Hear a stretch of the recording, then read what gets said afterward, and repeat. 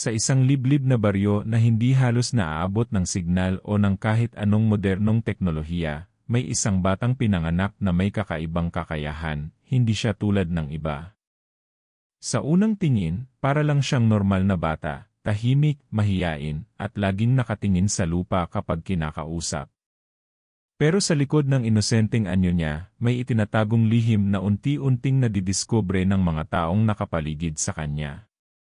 Lihim na kaya niyang gamutin ang sugat ng isang nilalang na kinatatakutan sa buong bayan, ang aswang. Ito ang kwento ni Batang, isang batang lalaki na hindi lang basta bata. May mga pagkakataong hindi niya rin maintindihan ang nangyayari sa kanya. Bata pa lang siya, may mga kakaibang karanasan na siyang naranasan, mga panaginip na parang totoo, mga bisyon ng mga taong hindi niya kilala pero humihingi ng tulong. At mga sugat ng hayop o tao na kusa niyang napapagaling sa pamamagitan lang ng kanyang mga kamay. Ang totoo, matagal nang may kwento sa baryo tungkol sa mga aswang. Karaniwan na ang mga kwentong may nawawalang hayop, biglang pagkakasakit ng tao, at mga sigaw sa gitna ng gabi na parang wala namang pinagmumulan. Pero sa kabila ng takot, nananatiling tahimik ang mga tao. Takot silang magsalita. Takot silang baka sila naman ang sunod. Isang gabi, habang mahimbing na natutulog si Batang, nagising siya sa tunog ng isang umiiyak na babae sa labas ng kanilang bahay. Tila ba may kung anong nagtutulak sa kanya para lumabas, para makita kung sino ang umiiyak. At nang marating niya ang dulo ng bakuran, nakita niya ang isang babaeng duguan, may malalalim na sugat sa likod na parang kalmot ng mabangis na hayop. Hindi niya alam kung anong pumasok sa isip niya, pero lumapit siya. Nang ilagay niya ang kanyang kamay sa sugat ng babae, may kung anong liwanag na bumalot sa kanyang palad, at unti-unting nagsimulang maghilom ang sugat ng babae.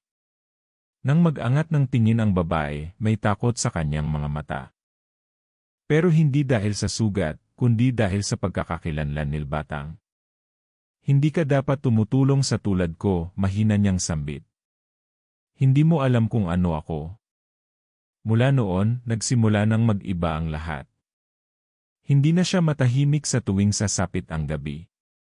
Sa bawat paghimbing niya, may mga panibagong nilalang na pumapasok sa kanyang panaginip, mga nilalang na tila naghahanap ng lunas, mga mukhang pamilyar pero hindi niya maalala kung saan niya nakita. Unti-unti, nararamdaman ni Batang na may koneksyon siya sa mga nilalang na pinandidirihan at kinatatakutan ng lahat, ang mga aswang. Hindi nagtagal, napansin na rin ng mga matatanda sa baryo ang kakaibang kilos ng bata. May ilan na nagsimula ng magduda, may ilan na takot, at may iba naman na gustong ipatapon ang bata dahil baka raw ito ay sugo ng dilim. Pero may ilang nakakaalam ng totoo na ang kakayahan ni Batang ay hindi sumpa kundi regalo. Na hindi siya isang nilalang ng kadiliman, kundi ang tanging pag-asa para sa mga nilalang na gusto ng magbago. May mga aswang na hindi na nais manakit.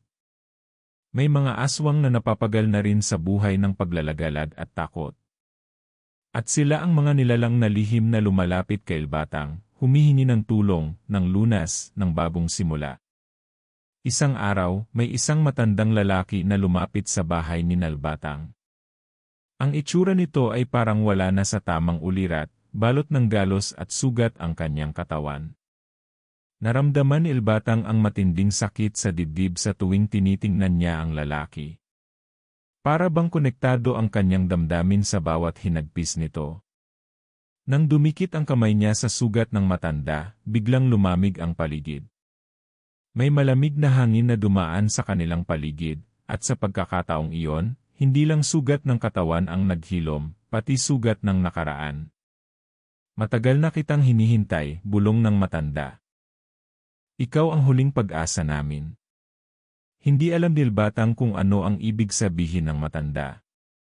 Pero mula sa gabing iyon, mas lalong lumalim ang kanyang koneksyon sa mga nilalang na tinatawag ng karamihan na aswang. Mas marami pa ang lumalapit, mas marami pa ang humihingi ng tulong. Ngunit kasabay ng pagdami ng humihingi ng lunas, ay ang pagdami rin ng mga tumututol sa kanyang ginagawa. Para sa ilan, hindi sapat ang hangaring magbago. Para sa ilan, ang aswang ay kailangang mawala, hindi gamutin. Sa kalagitnaan ng lahat ng ito, unti-unting nalalantad ang katotohanan na may mas malaking lihim na bumabalot sa katauhan ni Batang. Na baka hindi lang siya basta may kakayahang magpagaling, kundi siya mismo ay konektado sa pinagmulan ng lahat. At kung totoo nga ito, ano ang ibig sabihin nito sa kinabukasan ng baryo? Ng mga aswang? At higit sa lahat ng pagkatao ni Batang. Habang palalim ng palalim ang gabi, at ang katahimikan ng baryo ay unti-unting binabasag ng mga bulong at anino sa dilim, isang tanong ang nananatiling bukas, sino nga ba talaga si Batang? At sa kanyang kakayahan na magpagaling ng sugat, kaya rin ba niyang pagalingin ang sugat ng nakaraan?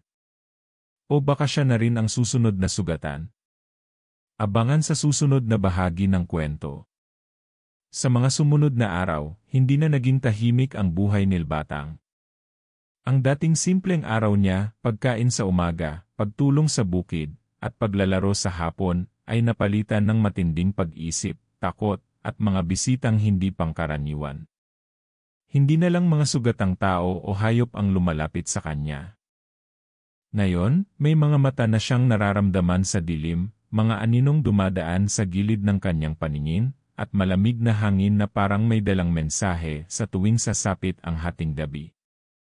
Si Aling Perla, ang matandang albularyo sa baryo, ang unang lumapit sa nanay ni Batang. Tahimik silang nag-usat sa likod ng bahay habang si Batang ay nakasilip lang sa bintana. Mababa ang boses ng matanda, pero kahit hindi niya marinig ang lahat, ramdam niya na siya ang paksa ng usapan.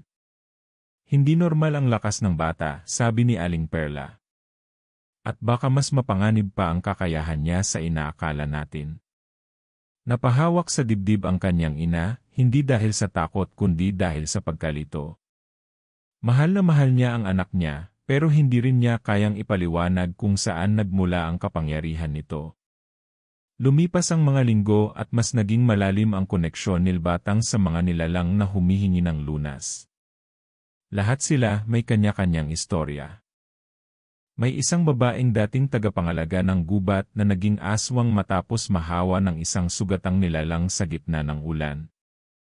May isang lalaking nawalan ng anak at sa kanyang labis na galit at puot ay nagpadala sa tukso ng dilim. Lahat sila ay dumaranas ng matinding sakit, hindi lang sa katawan kundi pati sa kaluluwa. At sa bawat sugat na kanyang ginagamot, ramdam ni Batang na may kaunting parte ng sakit na yon na lumilipat sa kanya.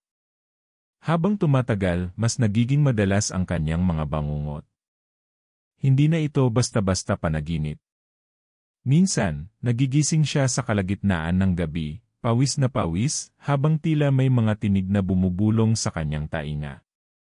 Mga salitang hindi niya maintindihan, pero nararamdaman niyang hindi ito basta usapan lang, parang may humihiling, parang may nagpapakilala. Minsan, may mga imahe sa kanyang isip ng isang lumang lugar, isang masukal na kabubatan, isang lumang bahay na may mga palamuti na gawa sa buto, at isang luma at sirang balon sa gitna ng dilim. Hindi niya alam kung saan ito, pero alam niyang may koneksyon ito sa kanyang pagkatao. Isang gabi, habang kasama niya ang kanyang ina sa harap ng bahay, may dumating na batang babae. Maputla ito, payat, at tila matagal nang hindi nakakakain. Ikaw ba si Batang? Mahinang tanong nito. Tumango siya. Dahan-dahan lumapit ang bata, at nang makita niya ang likod nito, para siyang natulala. May sugat ito na parang hindi na gumagaling. Ngunit ang nakakapagtaka, ang sugat ay may anyo, hindi ito basta galos. Ito ay hugis ng isang lumang simbolo na tila sinadyang markahan sa laman. Nang hawakan ni Batang ang sugat, biglang sumiklab ang apoy sa gilid ng bahay. Pero agad din itong nawala, parang ilusyon lamang. Hindi lahat ng sugat ay kayang pagalingin, sabi ng batang babae, bago ito tumalikod at lumayo. Naiwan si Batang natulala. Ang narinig niyang iyon ay tila paalala na may mga sugat na hindi simpleng pisikal.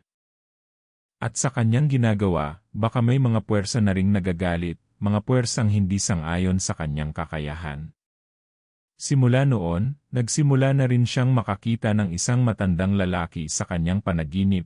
Lagi itong nakatayo sa tabi ng balon, nakasuot ng mahabang itim na damit, at nakatitig lang sa kanya. Hindi ito nagsasalita, pero ramdam niya ang banta sa presensya nito.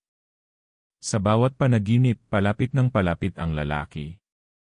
Isang gabi, ginising siya ng matinding lamig. Sa pagdungaw niya sa bintana, nakita niya ang isang malaking ibon na kulay itim. Hindi ito pangkaraniwan. Malaki ito, halos kasinlaki ng aso. Nakatingin ito diretso sa kanya, at nang kumindat ito ng isang beses, bigla itong naglaho sa gitna ng dilim. Kinabukasan, nagpunta siya kay Aling Perla. Nakita ko na siya, sabi niya. Agad na lumamig ang mukha ng matanda. Kung nakita mo na siya, ibig sabihin, kilala ka na rin niya, sagot nito. Hindi mo na siya matatakasan. Ngunit hindi niya maintindihan kung sino ang tinutukoy nito. Ang lalaking itim ba? Ang ibon? O may mas malaki pang nilalang na nasa likod ng lahat? Sa gitna ng lahat ng ito, patuloy ang paglapit sa kanya ng mga sugatang nilalang. Ang iba, halos wala ng pagkatao. Halos hindi na makausap. May mga sugat sa leg, likod, at mukha. Ang mga mata nila'y parang wala ng kaluluwa. Ngunit sa tuwing lalapit siya, unti-unting nagbabalik ang liwanag sa kanilang mga mata. Minsan, naiiyak na lang sila, humahagulgol sa harap niya, para bang natagpuan na nila ang tagapagligtas na matagal nilang hinahanap. Pero hindi lahat ay masaya sa ginagawa ni Batang. May mga kabataan sa baryo na nagsimula ng layuan siya. Tinatawag siyang anak ng aswang. Ang ilan, binabato ang kanilang bahay sa gabi. Minsan, may nag-iwan pa ng patay na manok sa kanilang pintuan, isang uri ng babala. Ang kanyang ina, pilit siyang pinapakalma. Pero ramdam niya ang takot nito. Hindi takot sa anak, kundi takot sa mga taong hindi nakakaintindi. Lumapit si Batang kay Mang Isko, ang matandang mangingisda na minsang tumulong sa kanila noong bata pa siya. Totoo bang may pinanggagalingan ang lahat ng to? Tanong niya. Umiling si Mang Isko, pero hindi dahil hindi niya alam, kundi dahil alam niyang delikado ang kasagutan. Minsan, sabi niya, ang isang regalo ay galing sa sugat. At ang sugat na yon may pinagmulan. Hanapin mo yon at malalaman mo kung sino ka talaga. Hindi na makatulog si Batang kinagabihan. Ang mga salitang iyon ay tumatak sa kanyang isip. Tila may malalim na kasaysayan na kinabibilangan siya. Hindi lang basta-basta siya may kakayahan. Baka siya mismo ay produkto ng lumang kasunduan, ng isang sumpa o panata, ng isang lihim na itinago ng maraming henerasyon. At kung totoo ito, ano ang layunin ng kanyang kapangyarihan? Gagamot ba siya o sasanib sa kadiliman? Sa pagdaan ng mga araw, mas dumadami ang sugat na hindi niya kayang pagalingin. At sa bawat pagkabigong iyon, nararamdaman niyang may kapangyarihang unti-unting nawawala sa kanya. Kasabay ng pagkawala ng lakas ay ang pagdami ng mga pangitain, mga mukha ng taong hindi niya kilala, mga mata ng hayop na tila nakamasid sa kanya sa dilim, at mga tinig na paulit-ulit na sinasabi, ikaw ang huling susi. Pero susi sa ano? Sa paggising niya isang umaga, may kakaibang amoy sa hangin. Usok. Sa pagtakbo niya palabas, nakita niyang nasusunog ang isang lumang bahay sa gilid ng baryo, bahay ng isa sa mga nilalang na tinulungan niya. Sa tabi ng apoy may isang lalaking nakatayo. Matangkad, nakasuot ng maitim na balabal, at may hawak na baston na may ukit ng isang balon. Hindi pa man niya marinig ang pangalan nito, alam na niya kung sino siya. At dito palang nagsisimula ang lahat. Nakatayo si Batang sa harap ng nasusunog na bahay, nanlalambot ang mga tuhod. Hindi siya makakilos. Ang apoy ay patuloy na lumalakas, at ang init ay ramdam na ramdam niya kahit malayo. Pero ang pinakamabigat sa lahat ay ang presensya ng lalaking nakaitim na balabal. Tahimik lang ito, nakamasid sa kanya. Hindi ito nagsalita, pero ang mga mata nito ay tila bumabaon sa kaluluwa niya. Pakiramdam ni Batang ay kilala na siya nito noon pa man. At sa isang iglap, bigla itong naglaho sa gitna ng usok, parang hindi siya kailanman nandoon. Ilang saglit pa, narinig ni Batang ang mga sigaw ng mga kapitbahay. May ilan na lumapit, may ilang nag-aapula ng apoy. Pero may mga bumubulong na naman. Anak siya ng aswang. Dinala niya to, mas mabuti pa, palayasin na yan. At sa kabila ng lahat, tahimik lang si Batang. Alam niyang kahit anong paliwanag ay hindi sapat. Ang takot ng tao ay hindi madaling mapawi. Lalo na kung ito'y pinalakas ng misteryo at hindi maipaliwanag ng mga pangyayari. Sa mga sumunod na araw, lalong uminit ang usapan sa baryo. Hindi lang ito simpleng tsismis. May mga tao nang hayagang humihiling na ilayo si Batang. Si Kapitan mismo ay tumawag ng pagpupulong. Hindi natin sinasabing siya ang dahilan, sabi ng kapitan habang hawak ang mikropono, pero dapat tayong mag-ingat. May mga kabataan na hindi na makatulog sa gabi. May mga hayop na nawawala. At ngayon may nasunog na bahay. Tahimik lang si Batang habang nakaupo sa isang tabi. Ramdam niya ang mga matang nakatuon sa kanya. Hindi na siya basta bata sa paningin ng mga tao. Isa na siyang simbolo ng takot. At kung minsan, ang takot ay mas matindi pa sa katotohanan. Sa gitna ng kaguluhan sa baryo, lumabas na rin ang ibang mga lihim. May ilang matatanda na lumapit sa ina ni Batang at inamin ang nalalaman nila. Isa na rito si Lola Enyang, ang pinakamatanda sa lugar. Hindi normal ang lahi niyo, sabi nito. May pinanggagalingan yan. Noon pa, may ninuno kang tinawag na hilot ng dilim. Siya ang ginagamitan ng kamay para gamutin ang mga nilalang na hindi na kayang gamutin ng karaniwang albularyo. Hindi siya masama, pero takot ang mga tao sa kanya. At mukhang bumalik na naman ang galing na yan sa'yo. Dito nagsimulang magtanong si Batang tungkol sa kanyang pamilya. Wala siyang ama. Mula pagkabata, ang kwento lang ay umalis ito at hindi na bumalik. Pero ngayon, tila may mas malalim pang dahilan. Nagsimula siyang magtanong sa kanyang ina, ngunit hindi ito agad nagsalita. Hanggang sa isang gabi, naupo ito sa tabi niya habang mahimbing ang gabi. Hindi ka aksidente, mahinang sabi ng ina. Pinili kita. Hindi ko ikaw iniluwal, anak. Isa kang sanggol na iniwan sa bakuran ko sa gitna ng ulan. Nakabalot ka sa tela na may simbolo ng balon at sugat sa palad mo. Alam kong hindi ka normal. Pero sa unang hawak ko pa lang sa'yo, alam kong mahal na kita. Nabigla si Batang. Para siyang binuhusan ng malamig na tubig.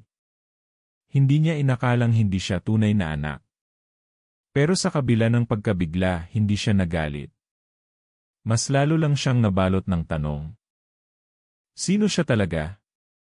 Sino ang nag-iwan sa kanya? At ano ang kahulugan ng simbolo ng balon na paulit-ulit niyang nakikita sa kanyang panaginip? Habang sinusubukang alamin ang kanyang pinagmulan, nagpatuloy ang kanyang pagtulong sa mga nilalang na sugatan. Ngunit ngayon mas maingat na siya. Mas pinipili na niya kung sino ang kanyang tutulungan. May mga nilalang na nagpapanggap, mga aswang na nagpapagamot pero ang totoo ay gustong malaman lang kung paano siya mapipigil. Isa sa kanila ay si Domingo, isang lalaking tila maamo sa una pero natuklasang nagtangkang alamin ang proseso ng pagpapagaling ni Batang para ipasa sa iba pang aswang na ayaw tumigil sa pagpatay. Nang mabisto ito ni Batang, hindi niya ito pinagamot. At doon niya napagtanto na hindi lahat ng sugat ay karapat-dapat gamutin. Sa kabilang dako, may panibagong nilalang na lumitaw sa kanyang panaginip. Isang bata, walang mukha, pero may tinig. Kung sino ang kayang magpagaling ng aswang, sabi nito, kaya ring gawing alipin ng dilim. Mula noon, napansin ni Batang na may pagbabago sa kanyang katawan. Mas mabilis siyang mapagod. Minsan, nananakit ang kanyang mga kamay kapag may masyadong maraming hinihiling na gamutan. At minsan, sa bawat sugat na kanyang pinapagaling, may kaunting bahagi ng kanyang sarili na parang nauubos. Samantala, si Aling Perla, na una niyang naging tagapayo, ay biglang naglaho. Iniwan lang nito ang isang sulat. Kapag nakita mo na ang balon sa totoong buhay, huwag kang lalapit agad. Hindi lahat ng liwanag ay mabuti. At hindi lahat ng nagpapakilalang sugatan ay dapat tulungan. Walang lagda ang sulat. Ngunit may maliit na guhit sa papel, isang pamilyar na simbolo, ang balon. Sa puntong ito, hindi na lang personal na laban ni Batang ang nangyayari. Ang buong baryo ay unti-unting nadadamay. May mga ulat na may mga batang biglang nagkakasakit ng walang dahilan. May mga hayop na natatagpo ang patay na parang tinuyuan ng dugo. At ang pinakakakaiba, may isang buntis na babae na nakitang naglalakad sa gitna ng gabi, hawak ang tiyan, habang paulit-ulit na sinasabi, malapit na siya. Malapit na. Si Batang ay patuloy na lumalaban. Hindi sa pamamagitan ng lakas, kundi sa pagkakaroon ng puso para sa mga nilalang na kahit madilim ang nakaraan, ay nais magsimulang muli. Ngunit sa kabila ng kabutihan ng kanyang hangarin, ang dilim ay unti-unting lumalapit. Minsan, nararamdaman niyang hindi siya nag-iisa sa kanyang katawan. Minsan, may boses na sumisingit sa kanyang isipan, isang boses na hindi kanya. Hayaan mo silang masaktan, sabi nito. Gamitin mo ang lakas mo sa dapat paggamitan. Lumalalim ang gabi, at kasabay nito ay lumalalim din ang misteryo sa katauhan ni Batang. May mga bagay na hindi pa niya alam. May mga lihim na pilit tinatago sa kanya. At habang dumarami ang sugat na kanyang ginagamot, mas marami ring sugat ang nabubuo sa kanyang sarili, hindi pisikal, kundi sa puso at isipan. At sa isang panibagong panaginip, sa gitna ng dilim, muli niyang nakita ang matandang lalaking may baston at simbolo ng balon. Ngunit ngayon, may isa pang nilalang na lumabas, isang babae, may mahahabang buhok, puting-puti ang mata, at tila may hawak na sanggol. Sa likod nila, may lumang bahay na parang matagal nang nakalimutan ng mundo. Bago siya magising, narinig niya ang boses ng babae, "Handa ka na ba, Batang? Dahil hindi ka na makakabalik kung saan ka nagsimula." At doon nagsimula ang pinakamadilim na yugto ng kanyang kwento. Simula nang marinig ni Batang ang boses ng babae sa kanyang panaginip, hindi na siya muling nakatulog ng mahimbing. Parang bawat pag-idlip ay may kasamang kaba, takot, at tanong kung magigising pa ba siyang siya pa rin. Sa araw, tahimik siya. Halos hindi na nakikipag-usap kahit sa ina niya. Sa gabi, pinipilit niyang huwag pumikit, pero ang katawan niya ay hindi na rin makasabay sa bigat ng kalooban. Sa likod ng lahat ng ginagawa niya para tumulong, para gamutin ang sugat ng iba, unti-unti niyang nararamdaman na siya mismo ay unti-unti nang nabubuwal. Dumating ang araw na nakita niya sa unang pagkakataon ang matandang bahay sa panaginip, ngayon sa totoong buhay. Wala ito sa loob ng baryo, kundi sa hangganan ng gubat, malapit sa matarik na bangin. Nakapatong ito sa lumang lupa, luma na ang bubong, at may mga ugat ng puno na tila yumayakap sa paligid ng pader. Sa harap ng bahay, may maliit na balon. Kawangis ito nang nakita niya sa kanyang mga bangungot. Hindi siya sigurado kung dapat ba niyang lapitan. Pero may kung anong puwersang nagtutulak sa kanya na lumapit. Tahimik ang paligid. Wala kahit isang huni ng ibon. Tila ang buong kalikasan ay humihinga ng sabay-sabay sa paghihintay kung anong magaganap. Nang lumapit siya sa balon, nakita niyang may ukit ito sa gilid. Parehong simbolo ng nakita niya sa kanyang palad noong sanggol pa siya sa kwento ng kanyang ina, isang bilog na may linya sa gitna, parang mata ng isang nilalang. Hinawakan niya ito, at sa kanyang pagkagulat, biglang bumuka ang takip ng balon. Isang malamig na hangin ang sumalubong sa kanya. Hindi ito basta hangin, may dalang tinig, may dalang alaala. Mga bulong ng mga nilalang na minsan niyang tinulungan. May mga pangalan na binabanggit. At may isang salitang paulit-ulit na inuukit sa hangin, pumili ka. Bago pa siya makabawi, may narinig siyang mga yabag sa likod. Paglingon niya, naroon na ang matandang lalaki na palaging nasa kanyang panaginip. Hawak pa rin nito ang baston na may ukit ng balon. Sa tabi nito, lumabas din ang babae, ang puting-puti ang mata at mahaba ang buhok. Pero ngayon, hindi na ito kasing misteryoso. Ang anyo nito ay pamilyar. Si Aling Perla. Tama ang hinala mo, ani ng babae. Ako ang una mong gabay. Pero hindi ko kayang pigilan ang panahon. Ngayon, kailangan mong pumili. Dahan-dahan siyang lumapit kay Batang. Ang lahat ng sugat na ginamot mo ay may katumbas. Ang bawat kagalingan ay may kabayaran. At kung hindi ka pipili ngayon, ang kadiliman mismo ang pipili para sa'yo. Napatingin si Batang sa matandang lalaki. Tahimik lang ito, pero ramdam niyang ito ang pinakamakapangyarihan sa lahat ng nandoon. Hindi tao ang presensya nito. Hindi rin ganap na aswang. Parang siya, pero mas matanda, mas malalim, at mas mabigat. Sa isang iglap, nagsimulang magbago ang paligid.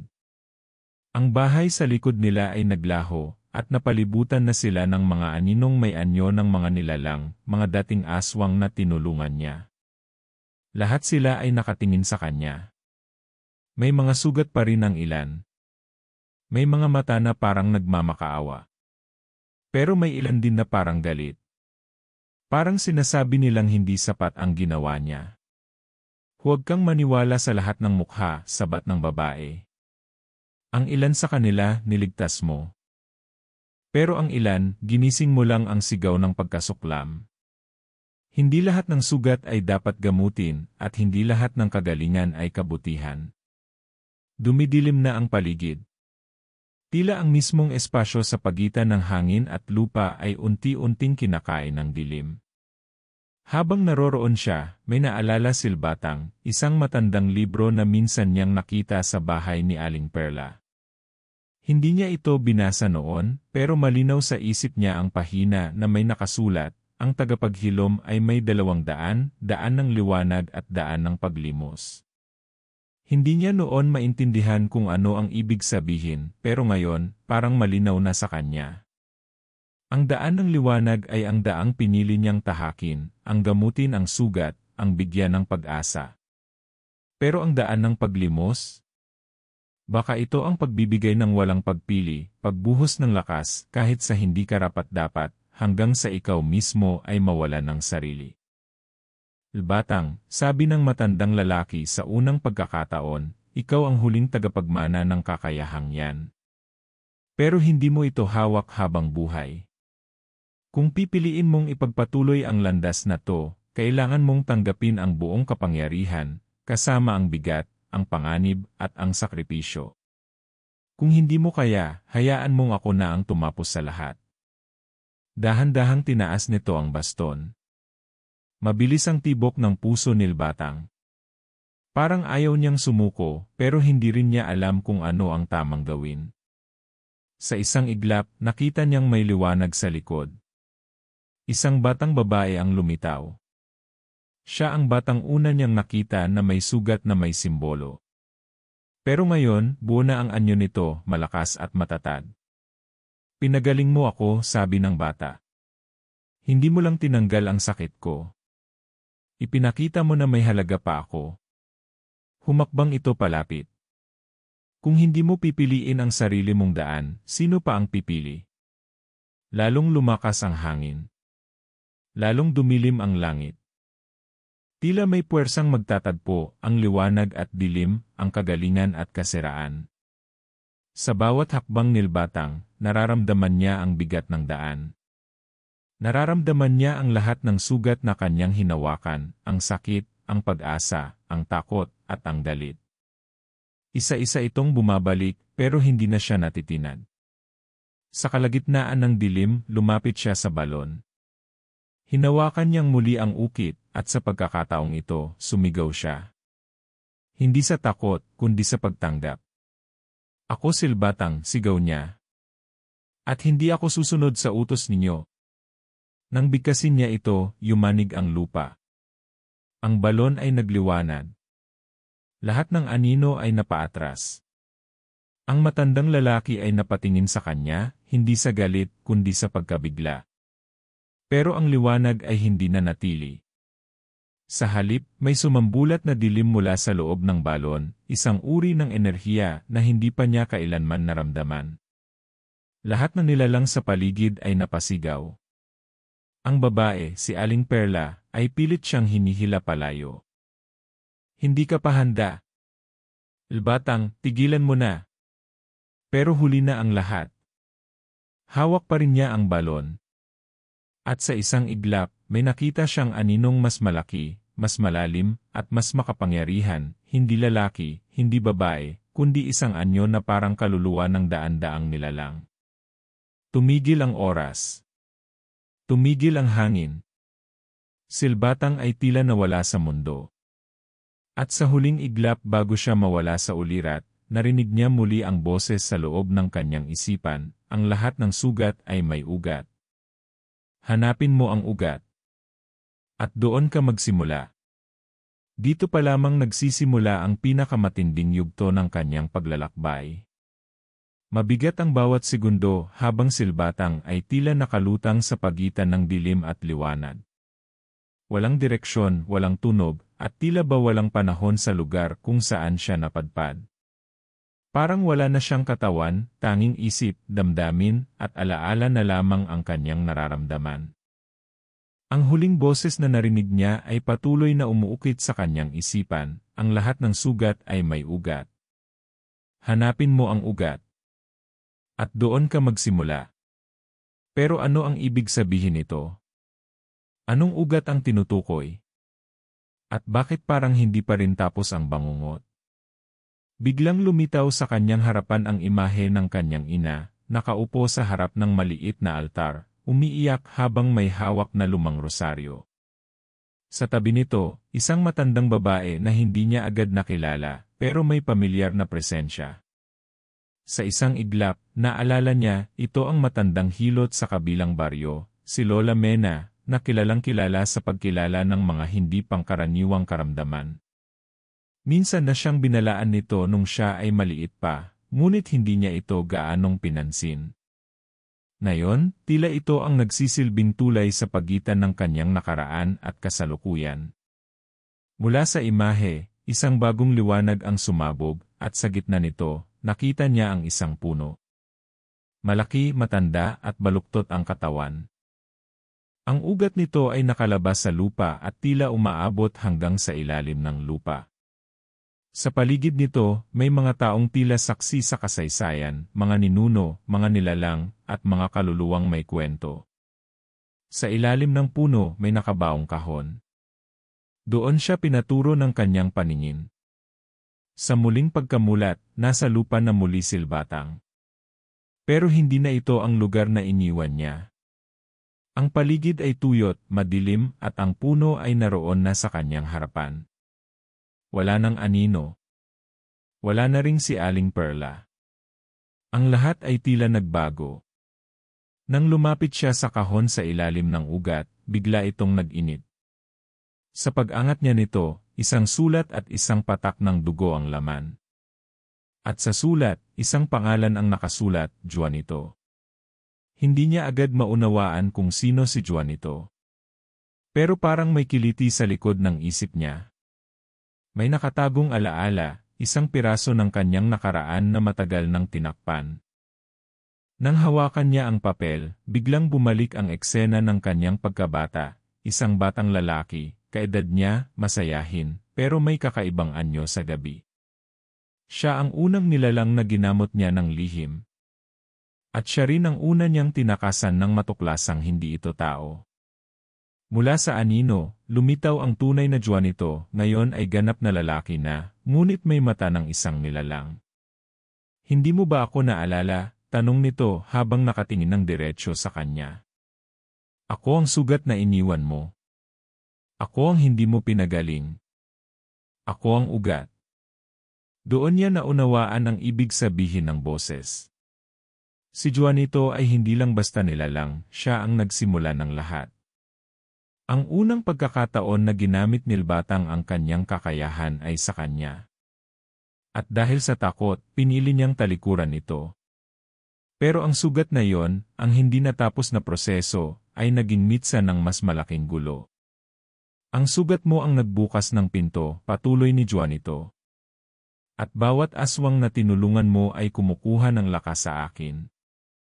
Dahil ako ang pinag-ugatan. Puno ng hinanakit ang tinig nito. Ginamit mo ang iyong kapangyarihan nang hindi nauunawaan ang kabuuan. Akala mo't gumagaling sila. Pero sa likod ng bawat paggaling, ako ang nagdurusa. Muli, umihip ang malamig na hangin. Ang paligid ay nagbago. Ang puno ay nagsimulang masunog sa mga sanga, habang ang ugat ay lalong lumalalim sa lupa. Lahat ng nilalang na nakapaligid sa puno ay nagsimulang maglaho. Ang mundo ni Batang ay muling umikot. At sa gitna ng kaguluhan, naramdaman niya ang bigat sa kanyang likod, isang sugat. 1, 2, 3. Isa-isang lumalabas ang mga marka ng lahat ng aswang na kanyang hinawakan. Hindi ito sakit sa katawan. Ito ay pasanin ng kaluluwa.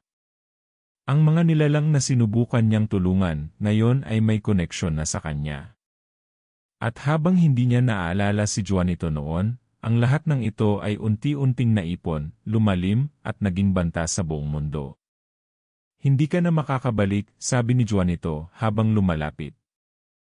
Kung hindi mo tatanggapin ang katotohanan, ikaw mismo ang magiging huling sugat. Ngunit bago siya tuluyang malamon ang dilim, may biglang lumitaw na liwanag mula sa kanyang dibdib. Mula sa kanyang kamay, lumabas ang isang simbolo, ang parehong ukit mula sa balon. Ngunit ngayon, kumpleto na ito. May 3 bilog sa gitna at 4 na linya sa gilid. Isang porma ng balanse. Liwanag at dilim. Galing at sakripisyo. Kapangyarihan at pasensya. Ang huling sinabi ni Juanito bago ito maglaho ay, hindi ka patapos. Pero sa susunod mong pagharap, hindi na ako ang magiging kalaban. Hahanapin mo ang pinagmulan ng ating lahi. Dahil ang tunay na sugat, hindi lang galing sa katawan. Ito'y pamana.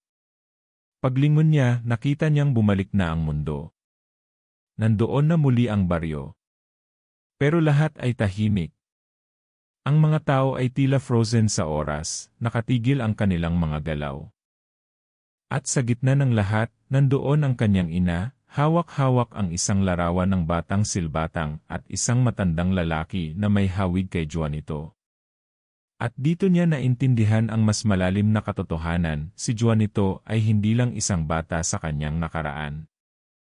Isa siyang pinsan, isang kadugo. At kung totoo ang larawan, may mas malalim pang kasaysayan ang kanyang pamilya, isang lihim na maaring magbago ng lahat ng kanyang alam.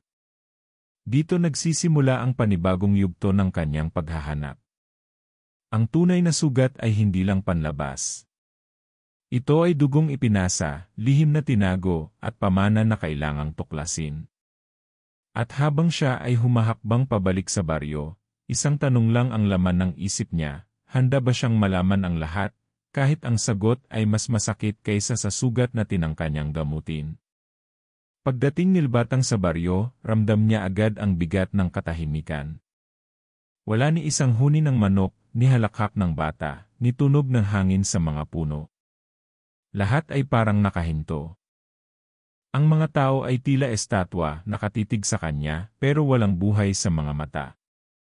Habang naglalakad siya sa gitna ng kalsada, nararamdaman niya ang malamig na simoy na dumadampi sa kanyang balat. Hindi ito ordinaryong hangin.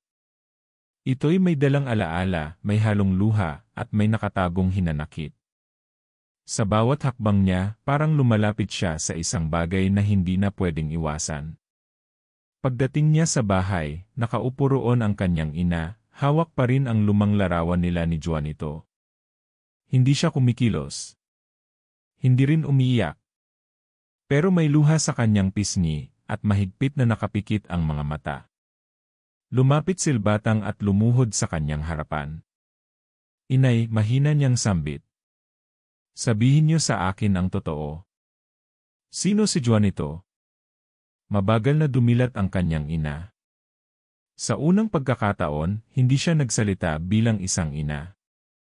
Nagsalita siya bilang isang tagapag-ingat ng isang lihim na matagal nang pilit ikinukubli.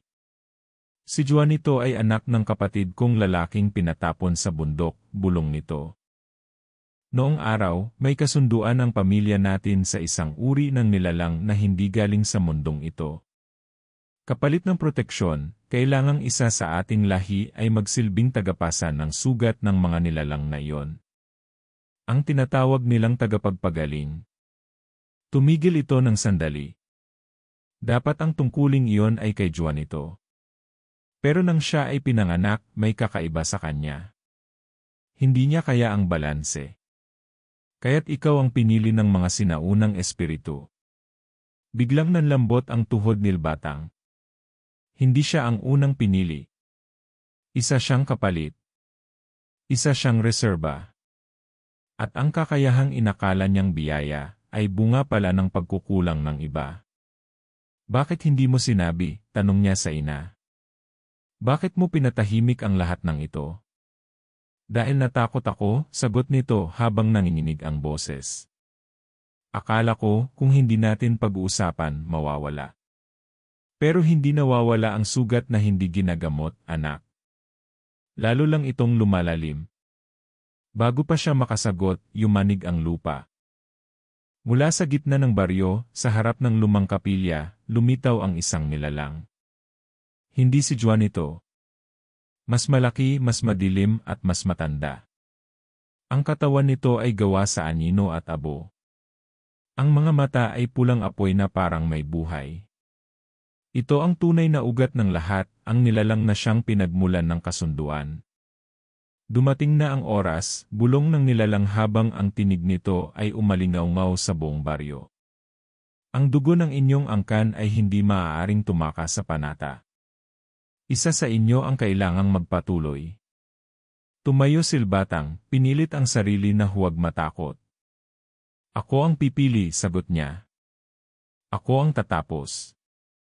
Ngunit sa kanyang paghakbang, isang pamilyar na anyo ang lumitaw sa kanyang likod. Si Juanito, buhay pa rin. Ngunit ngayon, hindi na siya galit. Hindi na rin siya sugatan. Lumapit siya sa nilalang at tumingin kay Batang. Hindi mo na kailangan gawin ito, anya. Ako na ang magpapasa ng panata. Nagulat si Batang. Bakit ikaw? Dahil ako ang tunay na pinili, sagot niya. At sa pagharap mo sa akin, napalaya mo ako sa sugat na matagal ko nang tinatanggihan. Ngayon, kaya ko nang tanggapin ang dapat ay sa akin. Bago pa siya makasagot, tinusok ni Juanito ang sarili sa dibdib gamit ang isang talim na gawa sa ugat ng puno.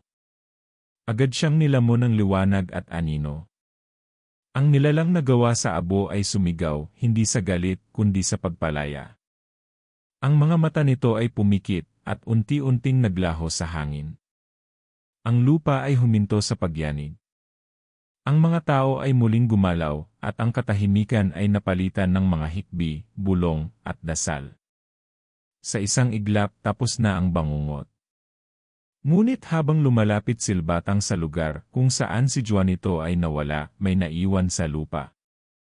Isang maliit na bato, itim at mainit, na tila may pulso. Nang hawakan niya ito, bigla siyang nawala ng ulirat. At sa dilim, muling lumitaw ang puno, ngunit ngayon, ito ay berde, malusog, at puno ng buhay. Sa tabi nito, naroon si Juanito, nakaupo, nakangiti. Hindi pa ito ang wakas, sabi ni Juanito. Ang panata ay maaaring tapusin sa isang henerasyon, pero ang ugat nito ay kailangang bantayan. At ikaw ang huling bantay. Pagbalik niya sa ulirat, nasa kanyang kamay pa rin ang itim na bato. Ang kanyang ina ay nakatingin sa kanya, at sa mga mata nito ay may halong lungkot at pag-asa. Anak, anya, hindi na kita pipigilan. Pero sana, sa susunod mong desisyon, ikaw na ang pipili para sa sarili mo. Lumipas ang mga araw at muling bumalik sa normal ang buhay sa baryo. Ngunit si Batang ay hindi na tulad ng dati. Ang kanyang mga mata ay mas malalim. Ang kanyang puso ay mas matibay. At sa bawat sugat na kanyang ginagamot, alam niyang hindi na ito basta karamdaman lang. Isa itong paalala na ang tunay na kagalingan ay nagsisimula sa pag-unawa at sa pagtanggap sa sugat, kahit ito ay hindi kanya. Ngunit sa huling gabi bago siya tuluyang lumisan mula sa baryo para simulan ang panibagong paglalakbay, isang matandang babae ang kumatok sa kanyang pintuan. Ang kanyang balat ay kulubot, ang mata ay puti, at sa kanyang palad, may parehong simbolo na nasa kamay ni Batang. Hindi ka nag-iisa, bulong ng matanda. Dahil hindi lang ikaw ang pinili. May mga katulad mo rin sa ibang dako ng mundo. At ngayon, kailangan na kayong magtagpo. Muling nabuhay ang takot at pananabik sa kanyang dibdib. Akala niya tapos na ang lahat. Pero ngayong alam niyang may mas malawak pang mundo ng sugat, lihim, at panata, hindi pa pala siya nasa dulo. Sa katunayan, nasa simula pa lamang siya ng mas malaking laban. Tahimik ang gabi habang si Batang ay nakaupo sa harap ng kanyang maliit na bag na puno ng mga halamang gamot, lumang kasulatan, at ang batong iniwan ni Juanito. Sa labas ng bintana, tanaw niya ang buwan na buo at maliwanag, tila nanonood sa kanya habang iniisip niya ang mga susunod na hakbang. Sa dami ng nangyari, parang hindi pa rin totoo sa kanya na tapos na ang pinakamatinding yugto ng kanyang buhay. Pero totoo nga, hindi na siya yung batang takot sa dilim. Ngayon, siya na ang nagsisilbing liwanag para sa iba. Hindi naging madali ang lahat. Nang mawala si Juanito, marami pa ring tanong ang naiwan. Pero sa pagdaan ng mga araw, unti-unti itong nasasagot. Ayon sa matandang babae na dumating noong huling gabi, isa raw si Batang sa ilang taong isinilang na may kakayahang gamutin hindi lang ang sugat ng katawan kundi pati ng kaluluwa, isang tinatawag na tagapag-ugnay. May mga katulad daw niya sa iba't ibang lugar sa bansa, nakakalat, nakatago, at naghihintay ng pagkakataong magsama-sama. Matagal nang sinasabi sa mga sinaunang kasulatan ang darating na panahon kung kailan gigising ang huling tagapag-ugnay, at pag nangyari iyon, babalansing muli ang mundo ng mga tao at mga nilalang. Mula sa baryo, naglakbay si Batang papunta sa iba't ibang lugar. Sa bawat bayan na kanyang nadaanan, may mga taong tila naghihintay sa kanya, mga matatanda na may alam sa mga kwentong aswang, mga kabataan na may kakaibang talento, at mga pamilya na may lihim na iniingatan. Sa bawat kwento na kanyang naririnig, lalo niyang naintindihan na ang mundo ay mas malawak pa sa inaakala niya. Ang mga aswang na minsang kinatakutan niya, ngayon ay isa-isa niyang nauunawaan. Hindi lahat ay masama. Hindi lahat ay halimaw. Marami sa kanila ay biktima rin ng kasunduan, ng pamana, at ng sugat na hindi nila ginusto. Minsan, sa isang maliit na bayang malapit sa bundok, may isang batang babae na lumapit sa kanya. May sugat ito sa likod na hindi gumagaling kahit anong gamot. Pero nang hawakan nito ni Batang, nakita niya sa isip ang isang alaala, isang gabi ng gulo, isang inang lumaban para sa kanyang anak, at isang lihim na itinago sa ilalim ng puno. Ang sugat ng bata ay hindi lang dahil sa pagkakadapa. Isa itong tanda ng takot at trauma ng kanyang pamilya. Sa paghilom ng sugat, gumaan ang loob ng bata, at nagsimulang ngumiti muli. Doon lalong naunawaan ni Batang na ang kanyang kakayahan ay hindi lang para sa mga nilalang tulad ng aswang. Ito rin ay para sa mga taong nagdurusa sa tahimik, mga sugat na hindi nakikita, pero mas malalim kaysa sa balat.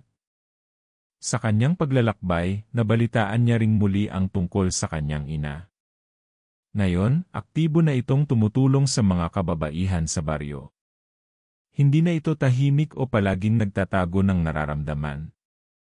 Sa halip, siya na ang unang lumalapit sa mga nangangailangan, lalo na sa mga batang may kakaibang kakayahan. Tila ba nabuksan ang isang pinto sa puso nito matapos ang lahat ng nangyari. Nais niyang itama ang lahat ng pagkukulang noon. Sa bawat sulat na natatanggap ni Batang mula sa kanyang ina, may kasamang dasal at paalala. Ang sugat ay bahagi ng buhay, pero ang paghilom ay pinipili. Habang lumalalim ang kanyang pagkaunawa sa mga lihim ng mundo, natuklasan ni Batang ang tunay na gamit ng itim na bato na iniwan ni Juanito. Hindi ito basta anting-anting. Isa itong sisidlan ng alaala, at sa bawat pagdampi nito sa isang sugatan, lumalabas ang pinagmulan ng sakit, hindi para saktan, kundi para ipakita kung saan dapat magsimula ang paggaling. Sa bawat taong natulungan niya gamit ito, parang si Juanito ay naroon pa rin, nagbabantay, naggagabay. Isang gabi, habang siya ay nasa tabing dagat ng isang bayan sa Visayas, may lumapit sa kanyang matandang lalaki na may daladalang kahoy na tungkod. Tahimik ito pero may lakas sa kanyang tindig. Umupo ito sa tabi ni Batang at tumingin sa langit. Ikaw na nga, bulong nito. Ikaw ang huling tagapag-ugnay. At sa iyo magsisimula ang bagong kasunduan. Nagulat si Batang. Anong kasunduan? Isang kasunduang hindi nakabatay sa takot o pangako ng kapangyarihan, sagot ng matanda. Kundi sa pag-unawa at pagtanggap. Hindi lahat ng nilalang ay masama. Hindi lahat ng sugat ay kailangang gamutin, ang iba, kailangang maramdaman muna bago tuluyang mawala. Habang pinapakinggan niya ang matanda, napansin niyang gumagaan ang kanyang dibdib. Para bang unti-unti niyang tinatanggap ang kabuuan ng kanyang pagkatao, hindi lang bilang Batang na may kakayahang magpagaling ng sugat ng aswang, kundi bilang isang tao na may tungkuling maghatid ng pagkakaunawaan sa dalawang mundong matagal nang magkahiwalay. Sa kanyang huling gabi sa bayang iyon, habang siya ay nakaupo sa ilalim ng buwan, isinulat niya ang kanyang unang tala sa isang lumang kwaderno. Hindi ito para sa sarili, kundi para sa susunod na bata na gaya niya, isang batang may takot, may tanong, pero may puso ring handang tumanggap at magmahal. Sa unang pahina, isinulat niya, hindi ko pinili ang kapangyarihan ko. Pero pinili kong gamitin ito para sa kabutihan. Dahil minsan, ang sugat na ating kinatatakutan ang siya ring magtuturo sa atin kung paano magmahal. At doon natapos ang kanyang kwento, hindi sa isang malakas na eksena o labanan, kundi sa isang simpleng pag-upo sa ilalim ng langit, dala-dala ang kaalaman, karanasan, at isang puso na handang maghilom ng sugat, hindi lang sa mga aswang, kundi pati sa mga taong matagal nang namumuhay sa dilim. Ang kwento ni Batang ay paalala sa ating lahat na sa bawat sugat, may aral. Sa bawat nilalang nakakaiba, may kasaysayan. At sa bawat takot na ating hinaharap, may pagkakataong matuto. Dahil ang tunay na lakas ay hindi lang galing sa kapangyarihan. Ito ay galing sa puso.